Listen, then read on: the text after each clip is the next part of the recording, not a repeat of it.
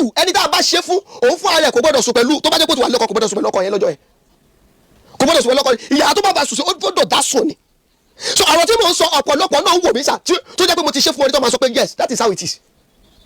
yóò sì lọ pátápátá. bàbá ẹ̀kọ́ ní sà. tí ò ní gbòòrò ẹ̀. ẹ̀kọ́ ní sà so tá a bá ti take àwọn procedure yẹn tá a bá ti take àwọn procedure torí pé iṣẹ́ tí wọ́n máa ṣe fún ọkọ ọ̀run alákatakítí kọ́ la máa ṣe fún alábẹ́rẹ́ oró ìta máa ṣe fún alábẹ́rẹ́ oró kọ́ la máa ṣe fún alárọ̀ gidigba ìta máa ṣe fún alárọ̀ gidigba kọ́ la máa ṣe fún alápẹ̀rẹ̀ ìta máa ṣe fún alápẹ̀rẹ̀ kọ́ la máa ṣe fún alákìsà.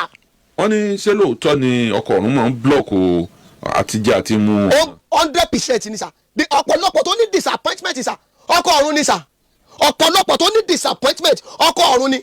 mo ti bí yẹn léèrè ìbéèrè tí wọ́n tún béèrè wọ́n ní ṣé ó lè fún aya ọkọ ọ̀run lè fún aya ayé ó lè fún lóyún. ó lè fún ní oyún ṣe mọ̀ pé mo ti ṣàlàyé ẹ̀ bọ̀ oyún yẹn ẹni yẹn á kọ̀ rí pé ikùn ń ga so tó bá dé hospital wọ́n lè sọ pé ó lè máa fi pé I think I'm pregnant ṣe àwọn obìnrin wa máa mọ̀ pa ọ lóyún I think I'm pregnant wọ́n wá sọ fún pé you are not pregnant so ó kò lóyún lójú ayé bọ̀ ó lóyún nínú ẹ̀mí nígbà tó bá ti bí ọmọ yẹn ní inú ẹ̀mí ara ẹ̀yẹn máa wálẹ̀ lójú ayé. lẹ́sẹ̀kẹsẹ̀. ẹ̀sà ẹlòmíì ti bí ọmọ bíi mẹ́rin nínú ẹ̀mí tó dẹ̀ ní ọmọ kọ̀ọ̀kan láyé tó dẹ̀ ní ọmọ kọ̀ọ̀kan ní ayé. àwọn kan láyé àwọn obìnrin tó bá lọ́kọ ọ̀run máa ń lówó ṣé lóòótọ́ ni. mo ti àkọ́kọ́ ti sọ guidance angel nìyẹn àwọn obìnrin kan wà alájẹ ni wọ́n ọmọ omi guidance angel wọn nìyẹn kì í ṣe ọkọ ọ̀run ọkọ ọ̀run is a jealousy man. He's a jealousy man. He will only be happy when you are not married, when you don't want to see it. Even if you don't listen, tó bá jẹ́ ọmọ èèyàn gan sa ṣe pé gbà mí ọmọ èèyàn máa ń like ìyá ẹ̀ tọ́mọ ẹ̀ wá like ẹ̀ tó kọ̀ fara nù ẹ̀ tó bá ti lè kó fara nù ẹ̀ jù bá ó tún ti bẹ̀rẹ̀ sí àtàkì yẹn náà. bẹ́ẹ̀ ni sà kò fẹ́ rí èèyàn kankan mo bá yàn kan sọ̀rọ̀ mo ní number 1 a fẹ́ ra mọ́tò a fẹ́ kọ́lé a fẹ́ ṣorí a fẹ́ ní promotion kò sí kò tó kọkọ ọ̀run pẹ̀lú ẹ̀ torí pé nínú ẹ̀mí àwọn kì í ṣe yẹn.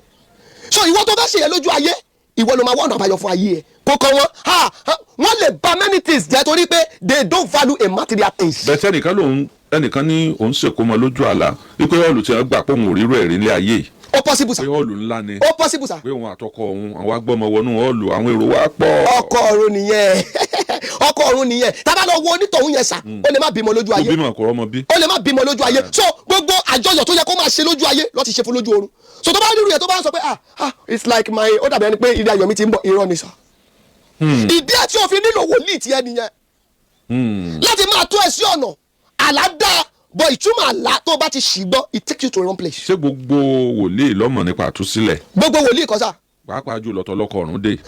yẹ́nì nǹkan kan tó ṣẹlẹ̀ pẹ̀lú wa ní nàìjíríà mo fẹ́ sọ kí ni kan sá ní aspect of doctors àwọn doctor kan wà they specialize on surgery àwọn doctor kan wà they specialize on ear ojú àwọn doctor kan wà they specialize on eyín dentist àwọn doctor kan wà they specialize